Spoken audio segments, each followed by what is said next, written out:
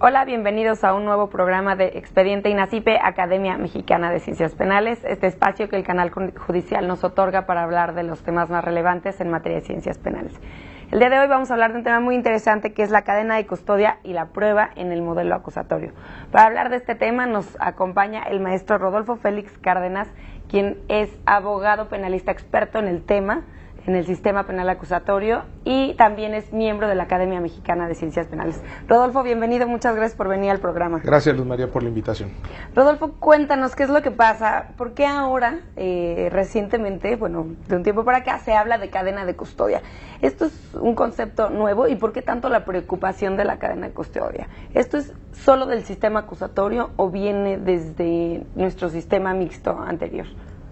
Mira, Luz María, es una pregunta muy importante porque respecto a la cadena de custodia se dice mucho y en ocasiones se dicen muchas cosas que son equivocadas.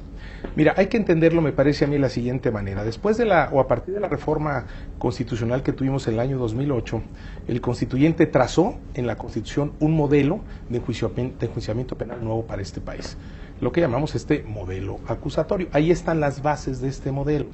Luego, entonces, para comprender el modelo, tenemos que partir interpretando siempre del texto constitucional y bajar al código, en este caso, que entrará en vigor a más tardar en 2016, al Código Nacional de Procedimientos Penales. Es decir, nosotros estamos obligados con un modelo de este tipo a realizar una lectura y una interpretación, pero siempre en clave de acusatorio.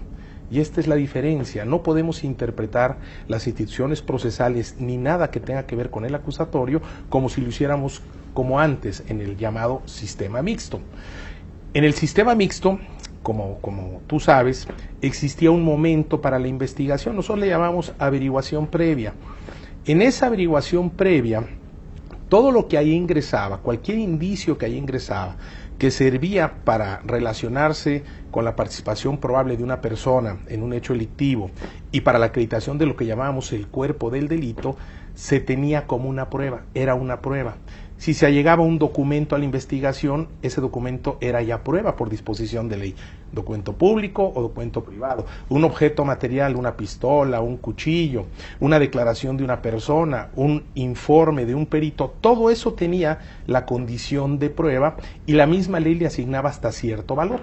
Hablamos entonces de prueba tasada. Y esta prueba así recorría su camino hasta pasar a manos del juez, cuando por ejemplo se consignaba y se pedía un orden de aprehensión, una cita de comparecencia, o cuando la persona se presentaba o era ya presentado ante el juez. Bueno, pues ese mismo expediente que tenía esas pruebas se manipulaba de la misma forma con el juez, con carácter o valor probatorio, y así seguía durante todo el proceso hasta la sentencia, incluso hasta la sentencia de segunda instancia. Entonces, en ese modelo que estamos nosotros abandonando en el sistema mixto, lo que existía es lo que se conoce como el principio de permanencia de la prueba. Lo que es de inicio prueba permanece así hasta el final, y entonces la investigación era realmente el centro de gravedad en el sistema. Ahí parecía un niño maxijuicio. Desde el momento de la investigación desde el inicio había prueba hasta el final.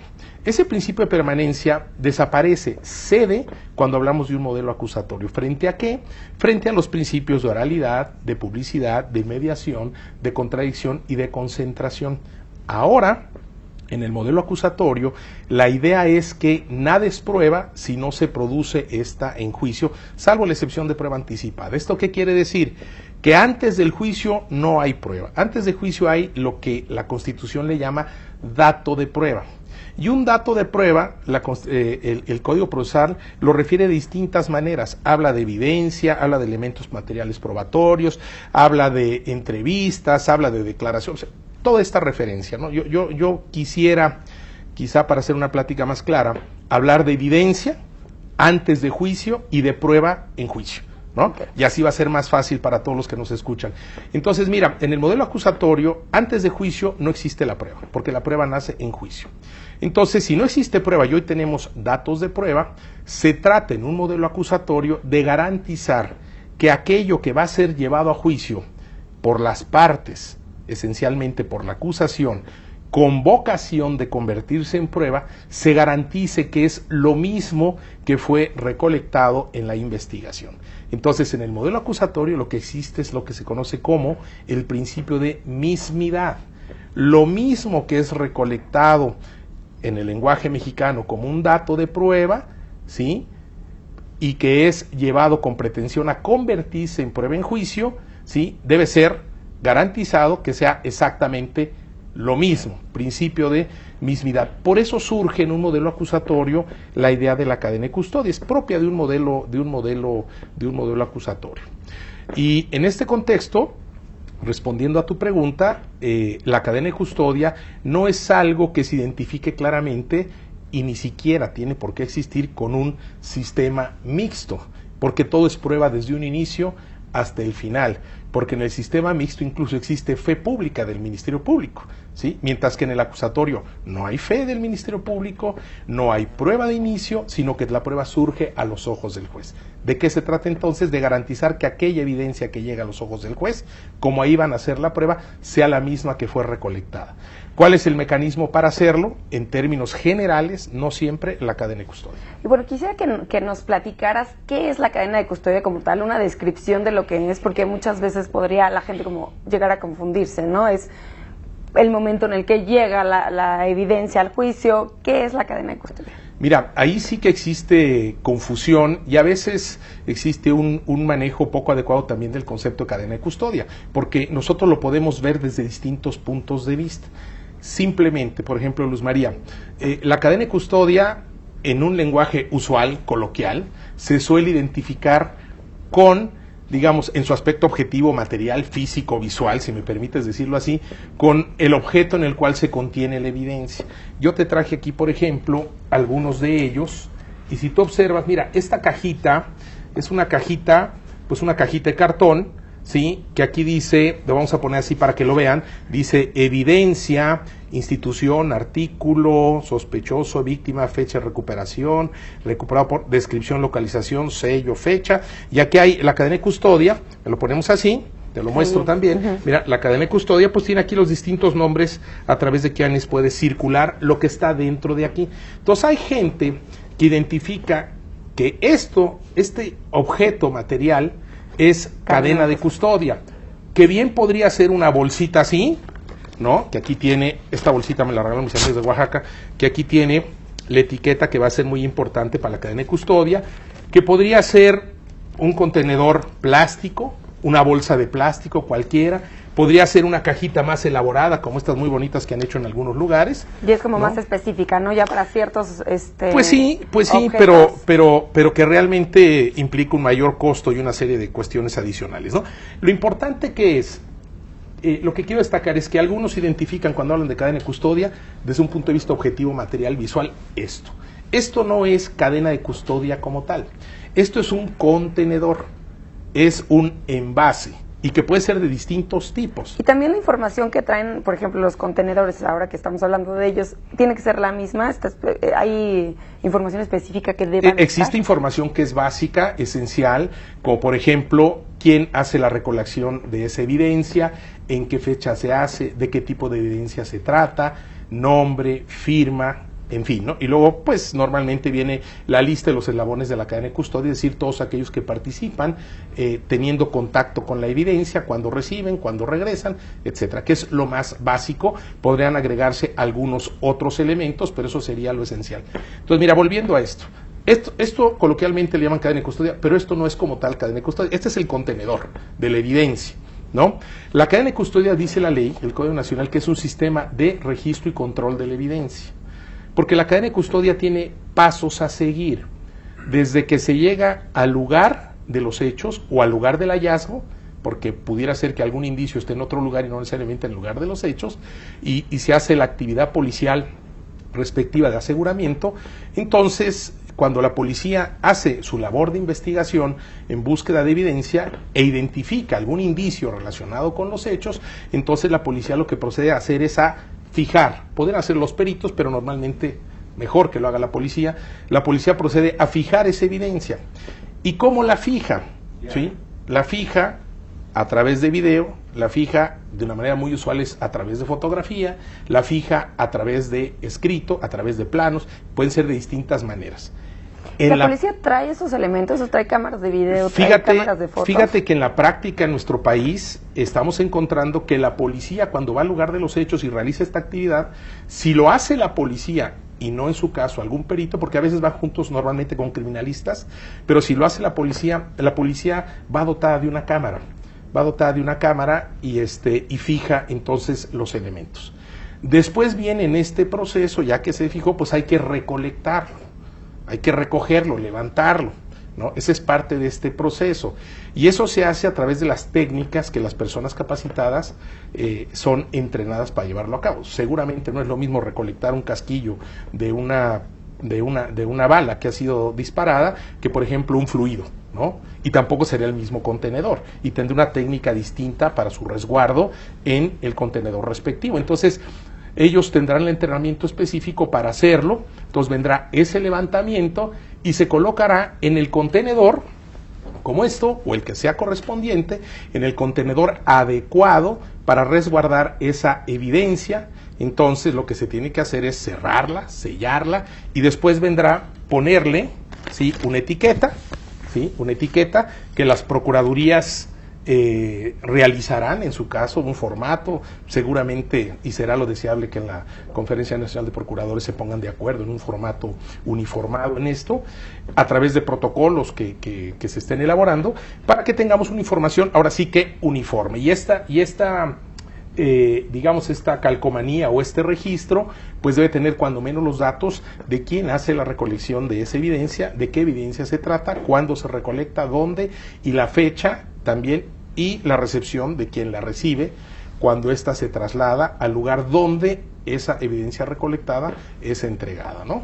Entonces viene desde que se fija, se recolecta, se embala, ¿sí?, y se etiqueta hasta el momento en que esta se entrega. Eso es el sistema que se conoce cadena y custodia, un sistema de control y registro. ¿Que se entrega en dónde? Pues se entrega en la Procuraduría, en las áreas respectivas. Habrá un área que reciba objetos en donde tenga que llevarse los objetos recolectados en cadena y custodia. Quizá otras no tengan un almacén de este tipo de objetos, entonces será quizá directamente ante el Ministerio Público, y dispondrá en su caso ante los peritos la entrega ida y vuelta de peritos que tengan que intervenir en el caso para el manejo de esa evidencia.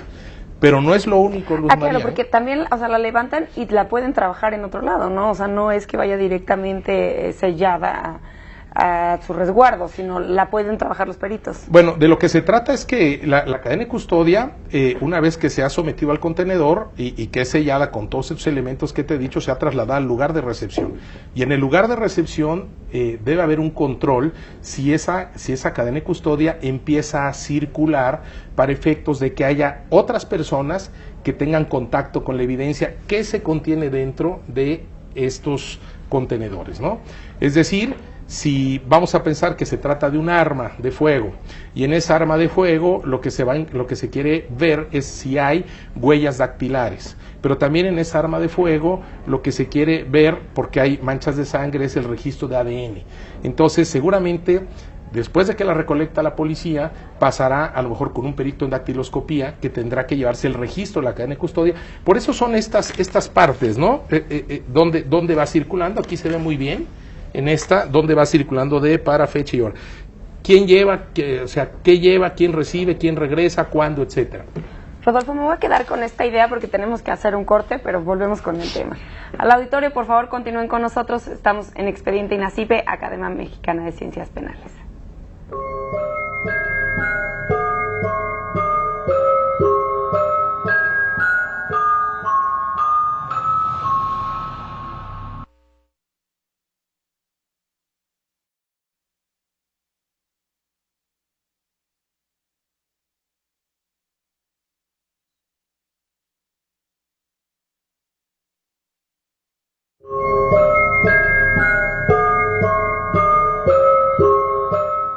Gracias por continuar con nosotros en Expediente INACIPE, Academia Mexicana de Ciencias Penales.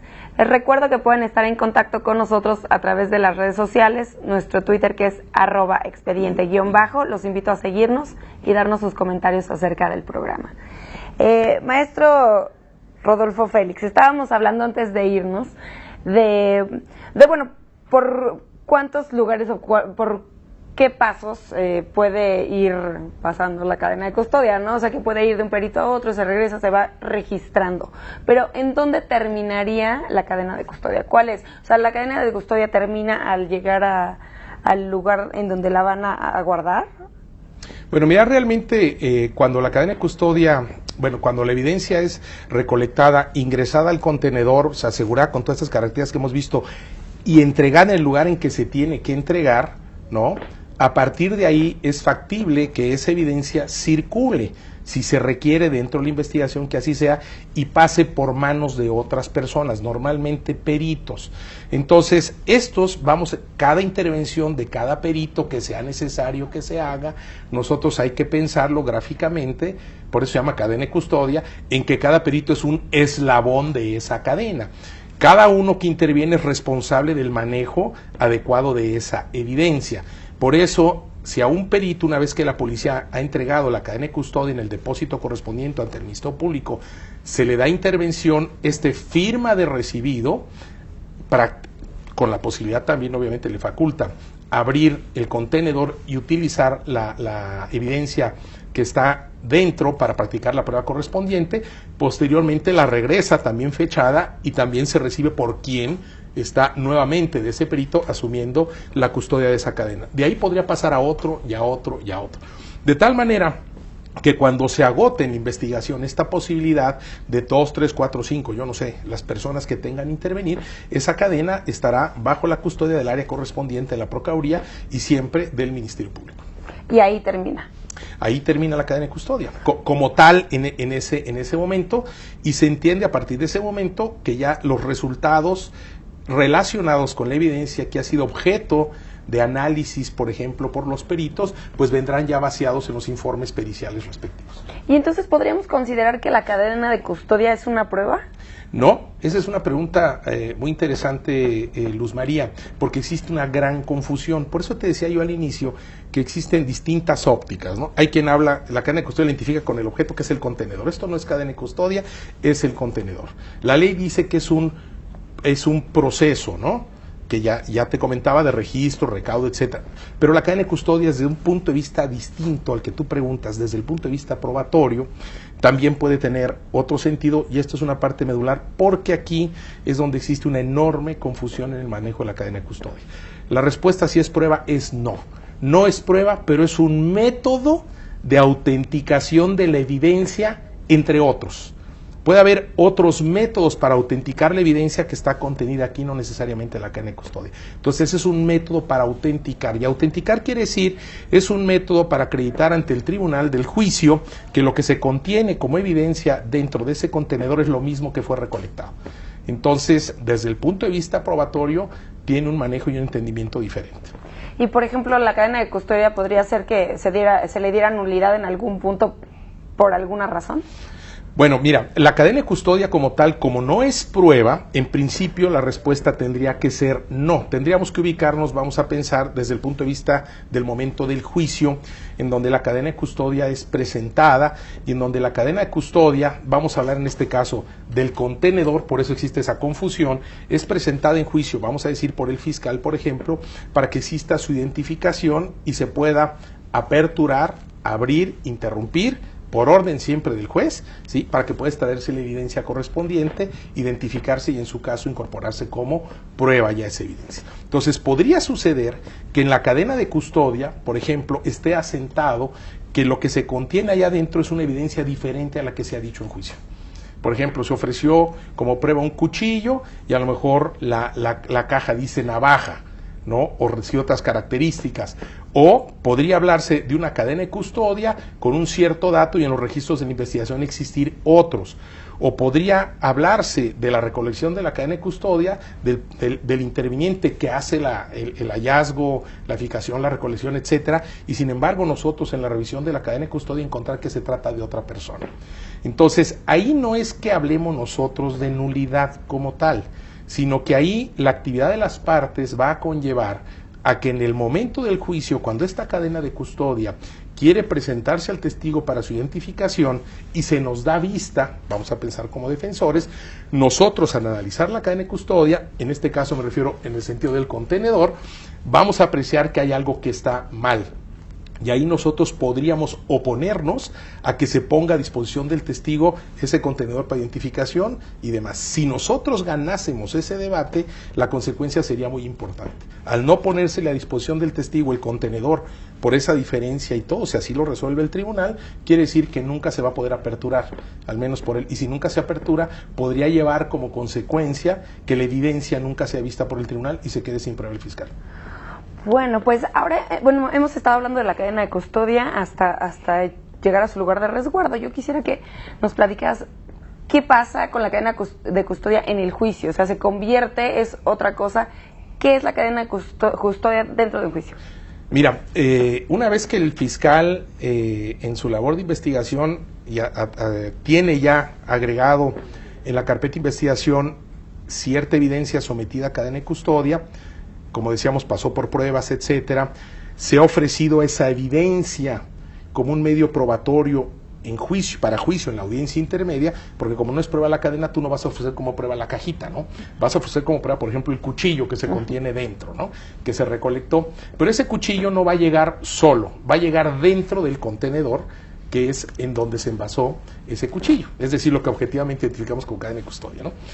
Entonces, cuando llega esa cadena de custodia a juicio y el fiscal pretende que la evidencia sea conocida por el juez, porque la prueba nace en juicio, ya dijimos, solo es prueba lo que nace en juicio, pretende el fiscal que esa evidencia la conozca el juez, el fiscal tiene que seguir ciertos pasos, tiene que cumplir cierto rito procesal, permíteme decirlo así, para lograr que esa evidencia sea vista por el juez. Pero esa evidencia, vamos a pensar, mira, voy a tomar este ejemplo, esa evidencia vamos a pensar que está contenida dentro de esta bolsa plástica, ¿no?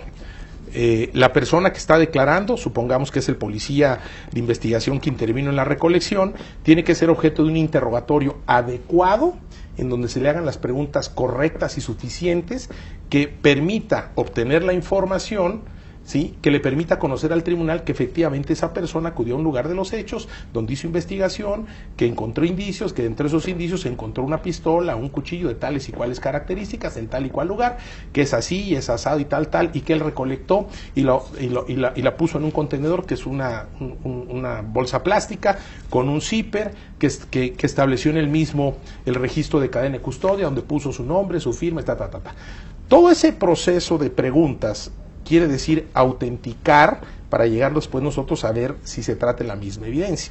Entonces, eso va a servir primero, esas bases, le llamamos nosotros sentar bases, va a servir para que el fiscal esté en condiciones, primero, de solicitarle al tribunal con vista a la defensa que se le permita poner a la vista de ese policía, de ese testigo, primero un objeto. Y ese objeto es este sobre, o es este plástico, es esa caja y demás. ¿Para qué? Para su identificación. Y también después para identificar lo que hay adentro, que lo que importa es lo de adentro, la prueba, esto no es la prueba, ¿no? Entonces, si esto se ha logrado y no hay oposición de la parte, entonces se le hace llegar a ese testigo este objeto que es materialmente, objetivamente, lo que se confunde con cadena de custodia, ¿no? Por eso el contenedor. Y luego se tienen que establecer ahí, a través de un interrogatorio adecuado, lo que se llaman bases probatorias, es decir, cuestionar a esta persona sobre esta cadena de custodia. ¿Cómo? Decirle, a ver, ¿qué es lo que se le ha puesto de presente? Bueno, pues es un sobre, un plástico, ¿usted lo reconoce? Sí lo reconozco. ¿Por qué lo reconoce? Porque es el que yo utilicé el día tal para guardar dentro del mismo el arma, el cuchillo, lo que sea que yo recolecté y demás, ¿no? Lo vamos a identificar, tiene mi nombre, tiene mi firma, claro, etcétera. Es que me parece muy interesante porque identificas tanto el contenedor como el contenido, ¿no? Mira, sí, y el gran error de los abogados, de muchos abogados, incluso jueces, cuando hacen operar, cuando se trata de cadena de custodia, es que no le prestan atención a las bases para autenticar primero la cadena de custodia. Es fundamental, porque aquí puede haber problemas. Imagínate tú que se le pregunta a una persona, oiga, ¿en qué condiciones se encuentra este sobre, este objeto, con respecto al día en que usted lo utilizó? Oiga, pues fíjese que pues yo veo que no se parece. Imagínate el problema que se arma. O imagínate que se le cayó el café a alguien encima del sobre y se manchó y se están oponiendo la defensa o el fiscal. No, es que no es el mismo porque está manchado. No, pues sí, oiga, es exactamente el mismo, lo reconozco, tiene una mancha de algo que le ha de haber caído por descuido, por lo que sea, pero es exactamente el que yo utilicé, ¿no? Esto es el contenedor. Y solamente así se estaría en posibilidad de obtener la autorización del tribunal para abrirlo, para que el testigo lo pueda abrir. Esto es lo que se conoce como interrumpir la cadena de custodia, ¿no? Eso solo se puede hacer en juicio. En el juicio, y para efectos de juicio, porque se puede abrir en la investigación cuando se exigen copias por la defensa, por ejemplo, de lo que tiene el fiscal, se las tiene que dar, ¿no? Pero, entonces aquí vienen los errores. Por ejemplo, cuando le dicen al policía, vamos a decir, a ver, rompa usted la cadena de custodia y rompe el sobre, ¿no? Entonces hay que utilizar el lenguaje correcto, adecuado, hasta elegante, diríamos, ¿no? Un litigio, ¿no? Autorización al tribunal para que se interrumpa la cadena de custodia, el tribunal dice adelante, uno le instruye al testigo, ¿sí? Abra usted, ¿sí? El sobre, el plástico, etcétera, que ha identificado, ¿sí? Para extraer lo que hay dentro, ¿no? Entonces, él lo abre y entonces ya extrae lo que hay dentro del mismo y va a sacar, vamos a empezar, el cuchillo que él recolectó. Entonces, primero establecimos las bases de la cadena de custodia, desde el punto de vista objetivo, de este contenedor. Y en ese momento ya no hay problema en que la persona lo agarre, por ejemplo, pensando en un cuchillo, porque ya todos los estudios ya se hicieron previamente, o sea, ya no hay problema en que... Siempre y cuando, Luz María, lo mismo que hicimos con la cadena de custodia en el interrogatorio al testigo, para que nos describiera muy bien, también tenga relacionadas las preguntas y respuestas respectivas respecto a lo que hay adentro. Porque yo pude hablar nada más del contenedor, pero si no hablo del contenido, oye, sí, la cadena de custodia está muy bien, pero ¿qué fue lo que metiste? ¿Cómo es el cuchillo? ¿Es un cuchillo gris, con mango de madera, oscuro, con punta, con doble filo, qué sé yo, ¿no? Lo tuve que haber identificado suficientemente antes de que esto se entregara. De tal manera que cuando lo abrimos, entonces, primero lo hicimos con la cadena de custodia, si lo vemos desde el punto de vista objetivo, repito, con el contenedor, y después lo hacemos con la evidencia. Cuando sale ese cuchillo, entonces indique al tribunal qué es el instrumento, el objeto que usted extrajo del contenedor. Pues es el cuchillo que yo recolecté. ¿Por qué lo reconoce? Por esto, es el mismo, etcétera. Hacemos las preguntas adecuadas para que quede claro a los ojos del tribunal que es la misma evidencia que se recolectó, la misma, principio de mismidad, la misma que tiene vocación de convertirse en prueba, y solo que ha sido identificada de esa manera, entonces se va a solicitar al tribunal, ¿sí?, que se admita como prueba y así se tenga por incorporada si no hay oposición de la otra parte, ¿no? Bueno, pues entonces todos los operadores, desde los jueces, la defensa, todos tienen que tener cierto conocimiento de cómo operar y también presentar la cadena, bueno, la cadena de custodia y la evidencia que está dentro de ellos para que se vuelva a prueba. Pero en la realidad es así, o sea, sí todos están capacitados, no... ¿Qué otros errores hay? Hay errores, por ejemplo, me ha tocado ver, por ejemplo, casos en los cuales el juez, cuando el Ministerio Público ni siquiera ha sentado las bases suficientes de identificación ni de el contenedor, ni de la evidencia que está contenida, entonces solicita que se le ponga a la vista de la persona, ¿sí? Dicen ellos, la cadena de custodia que se utilizó. Eso no se puede hablar así, siempre es un elemento, un objeto, porque se conduce al testigo y es materia de objeción. Entonces, algunos jueces lo que hacen es que con auxiliar de sala le dicen, a ver, abra usted y llévesela. Entonces, el auxiliar de sala abre y empieza a sacar las cosas. Eso es totalmente indebido, eso no debe ser porque hay un control de partes y además porque requiere las bases probatorias cuando el testigo está sentado y tengo yo que satisfacerlas para poder abrir y poder hacer la identificación. Entonces, eso es inadecuado. ¿Y de qué viene? Porque no se hacen las preguntas adecuadas, no se sientan las bases suficientes ni para la identificación del contenedor ni de la evidencia. Y los jueces interrumpen. El otro gran error, lo acabo de ver en juicio hace poco en Morelos, en donde observaba yo en un juicio a las fiscales que interrogaron a distintos peritos. Vi el interrogatorio de 3 peritos. Entonces ellos decían, bueno, pues yo hice esto y lo sometí en cadena de custodia.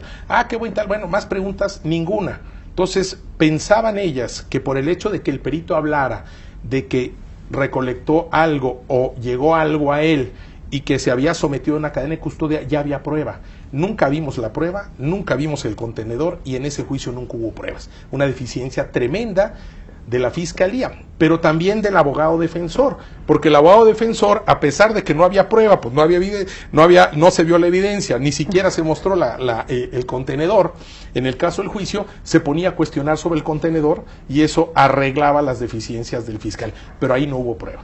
Y bueno, y ya hablamos del Ministerio Público y de los jueces, pero también, ¿cuáles son los errores? Ahorita está comentándome uno en los que puede incurrir la defensa y cómo la defensa interactúa un poco con, o puede hacer utilizar la cadena de custodia, porque a mí me parecería que siempre el Ministerio Público es el que tiene bajo su resguardo y entonces la defensa no tiene acceso a la información o la evidencia. A ver, mira, yo creo que entendiendo tu planteamiento, me parece que podríamos cuestionarnos más bien si la defensa está obligada también a generar cadena de custodia respecto de lo que en la investigación de la defensa encuentre, ¿no? La defensa tiene derecho a hacer investigación privada a través de su investigador, peritos, etcétera, ¿no?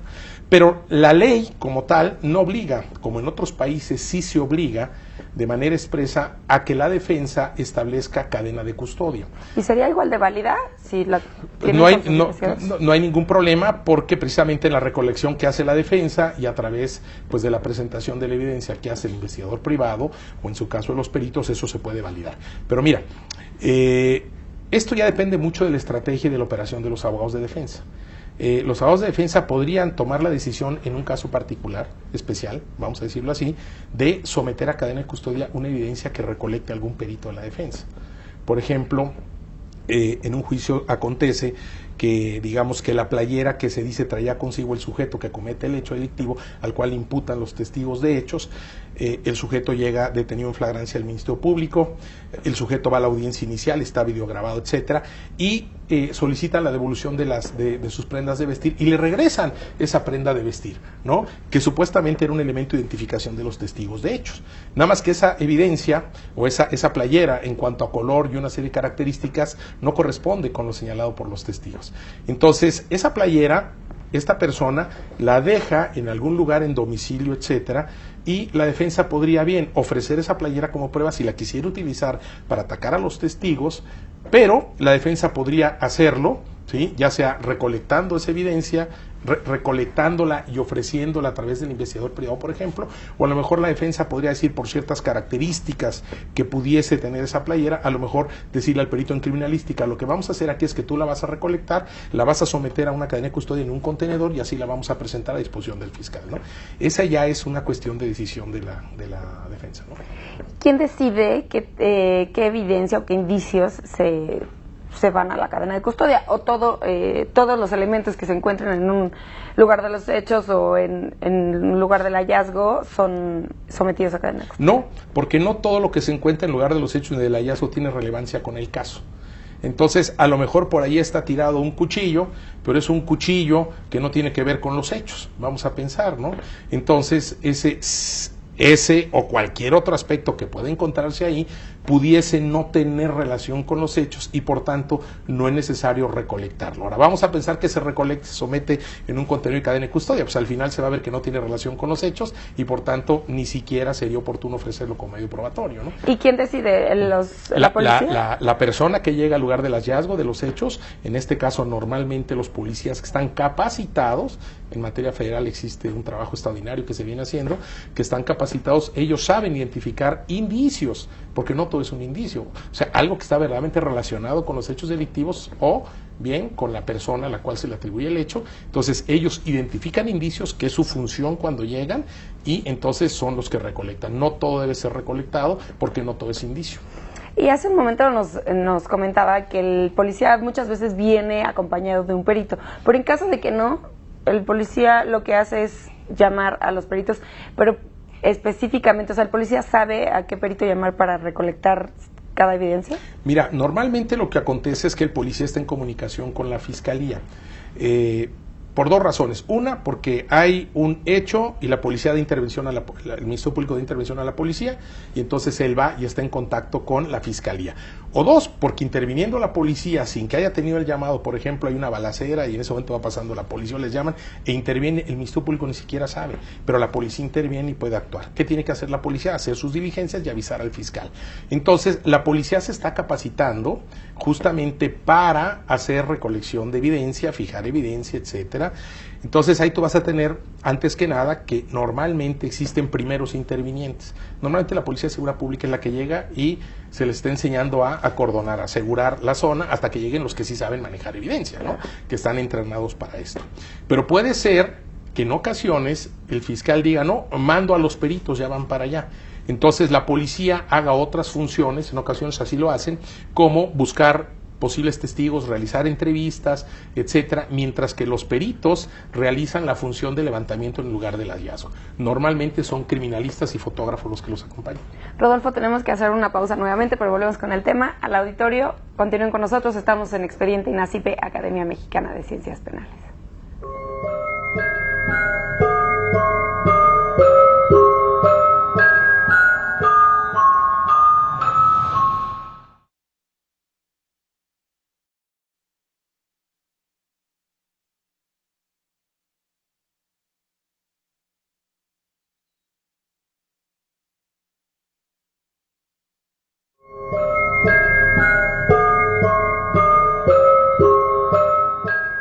Gracias por continuar con nosotros en Expediente INACIPE, Academia Mexicana de Ciencias Penales.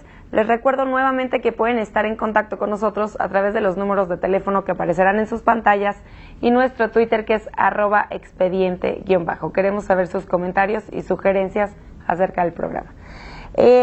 Rodolfo, estábamos platicando de la cadena de custodia, ¿no? Y de quién decide cuáles son los indicios y lo que hay que llevar en cadena de custodia. ¿Todo se va en cadena de custodia? No necesariamente, y esa es también una pregunta muy importante, Luz María, porque se piensa que necesariamente todo debe estar en cadena de custodia y que si no está en cadena de custodia entonces no vamos a tener prueba, y esto es un gran error. Mira, la cadena de custodia surge realmente, ¿sí? En los modelos acusatorios, surge realmente para ciertas evidencias que tienen por característica ser bienes fungibles. Los bienes fungibles son los bienes que pueden ser intercambiados fácilmente. Un kilo de cocaína, que es polvo blanco, a lo mejor se puede cambiar por otro de menor calidad o por un talco, qué sé yo, y a la vista pues resulta que se ven igual, ¿no? Entonces los bienes que tienen esa capacidad o esa facilidad de ser intercambiables, que son fungibles, son respecto a los cuales surge esencialmente la cadena de custodia, precisamente para garantizar que va a ser lo mismo que va a llegar al juicio. Ahora, esto no quiere decir que bienes que no tengan la característica de ser fungibles, como cualquier objeto normal, puede ser un arma de reproducción de miles de pistolas iguales, no pueda ser sometido a cadena de custodia. Claro que pueden ser sometidos a cadena de custodia, pero yo te decía hace rato que desde el punto de vista de un lenguaje probatorio, si me permites decirlo así, la cadena de custodia no es sino un método de autenticación de la evidencia, entre otros. Podría suceder, por ejemplo, que un arma que está relacionada con ciertos hechos y que se encuentra por la policía, por circunstancias especiales, a lo mejor no fue posible someterla a cadena de custodia, no fue posible seguir todo este procedimiento, el registro, el embalaje, etcétera, más, sino que simplemente se tuvo que recolectar, ¿no? Y entregar de esta manera, digamos, al Ministerio Público, ¿no? Entonces, se dirá en principio, oye, es que no hay cadena de custodia, entonces no hay prueba. Eso es falso, ¿sí? Porque es un método de autenticación, entre otros. Esa pistola bien podría ser identificada por características especiales. Por ejemplo, tiene ciertas muescas, ciertas marcas o un nombre o el número de serie en el arma, y es lo que identifica el policía como el arma que recolectó, aunque no esté en cadena de custodia. Y te pongo un ejemplo todavía más claro. Imagínate tú que se trata de un arma de hechura artesanal, ¿no? Estas que les ponen piedras preciosas. Entonces, esa arma es única. Es única. Entonces, si esa arma es recolectada y no es sometida a un procedimiento de cadena de custodia, como lo hemos mencionado, pero existe quien pueda acreditar que esa arma pertenece a Juan, identificar que pertenece a Juan, pues esa arma es única, entonces eso no tendría nada que ver con el hecho de haberla sometido o no a cadena de custodia en el sentido de ponerla o no en un contenedor, podría ser identificada. Por eso es un método de autenticación, entre otros. Pero ahí podrían autenticar que es esa pistola de esa persona, ¿no? Pero, por ejemplo, las huellas ya no tendrían validez. No, porque el arma que se entrega, que es de la que partiría todo el estudio, es la que se puede identificar que pertenece a Juan, porque hay, vamos a dar 10 personas que saben que es el arma de Juan, ¿no? Que tiene hasta el nombre identificado todo. Te digo, esta es una hechura artesanal, ¿no? Y la idea, ¿cuál es? La idea aquí está en que hay que entender que no se puede exacerbar el tema de la cadena de custodia, y esto se hace porque se le confunde con prueba, y no es prueba sino un método de autenticación de la evidencia, ¿sí? No se puede exacerbar al grado de entender que si no hay cadena de custodia se pierde la prueba. Eso no es cierto. Incluso el mismo código lo dice, pero aunque no lo diga, no es cierto, porque es un método de autenticación. Entonces, ¿qué es lo que sucede, por ejemplo, cuando nosotros vamos a juicio y encontramos un acontecimiento como este de la falta de cadena de custodia, o encontramos con que el contenedor tiene cierta alteración y demás? Bueno, si se sientan las bases suficientes en el interrogatorio respectivo, por ejemplo la fiscalía, al testigo correspondiente, que dé a entender que ese es el mismo objeto que se recolectó, es el que se corresponde con la prueba ofrecida y lo que está en juicio, el tribunal, incluso a pesar de la inexistencia de la cadena de custodia o de cierta alteración en la cadena de custodia, aún la oposición, vamos a pensar de la defensa, el tribunal podrá admitir, tenerla por incorporado esa evidencia y admitirla como prueba. Ojo, aquí el tema cambia, porque el tribunal la podrá admitir como prueba, pero eso no quiere decir que el tribunal la valore como prueba, ¿sí? Una cosa es que se admita y otra cosa es que ya en el terreno de la valoración para el dictado del fallo y la ulterior sentencia, a lo mejor el tribunal considere no darle valor, ¿me entiendes? Eso es diferente, ¿okay? Claro. Una cosa es la admisibilidad y otra cosa es la valoración. Bueno, queda muy claro para ciertos objetos cómo podría ser la cadena de custodia. Yo no sé si, por ejemplo, un vehículo que fue pues encontrado en el lugar de los hechos, que tenía manchas de sangre y así, se pueda custodiar o se pueda someter a cadena de custodia. ¿Por qué? Pues porque es un coche, ¿no? Bueno, son procedimientos más complejos, pero eso quiere decir, eso tiene que ver con el aseguramiento de bienes relacionados con los hechos, y estos se llaman macroelementos. No te pongo un vehículo, te pongo un yate, te pongo un avión, ¿no? Esos son macroelementos, y esos macroelementos se aseguran, por supuesto, por la autoridad, pero se llevan a la carpeta de investigación a través de ¿qué? De fotografías, de video, etcétera, ¿no? Eso es lo que está ahí, y ese aseguramiento permite no solo, por supuesto, al fiscal la intervención de peritos y todo lo que quieran, sino también a la defensa, no solo acceder a las fotos y videos que se hayan tomado, sino acceder al propio automóvil, al propio avión, etcétera, para practicar sus propias pruebas la defensa. Entonces, ¿qué va a ser objeto de la cadena de custodia? A lo mejor los hallazgos dentro de ese bien, de ese avión, de ese automóvil, y si no hay nada y solo es en sí mismo el automóvil, el avión, etcétera, bueno, pues estará asegurado, ¿sí? No necesita una cadena de custodia, es un macroelemento como tal, pero lo que sí se requiere es su aseguramiento, ¿sí? Y la disposición a las partes para poder acceder al mismo para las prácticas probatorias respectivas. Y hace un momento hablabas de un ejemplo de que si se encontraba 1 kilo de cocaína, por ejemplo, se podría intercambiar, y entonces por eso es una prueba y por eso se asegura en cadena de custodia. Pero ¿qué pasa si te encuentras 1 tonelada de cocaína, no? Se tendría que llevar todo a la cadena de custodia. A ver, digamos, se tenía que llevar todo a juicio, yo creo que diríamos, ¿no? A ver, imagínate tú que hay, y estos se van a presentar muchos casos, ¿no? Imagínate tú que hay un hallazgo, porque se han encontrado bienes fungibles, ¿no? Y tú dices, 1 tonelada de cocaína, pues no sé, cientos de paquetes de a kilo de cocaína, o costales de arroz igualitos que se han robado de un centro comercial, qué sé yo, ¿no? Bien, entonces, cuando estos son motivo de intervención por parte de las autoridades de investigación, vamos a pensar que se encuentra un yate con esa droga o con los costales, etcétera. Entonces, el manejo de la evidencia se torna más complejo, ¿sí?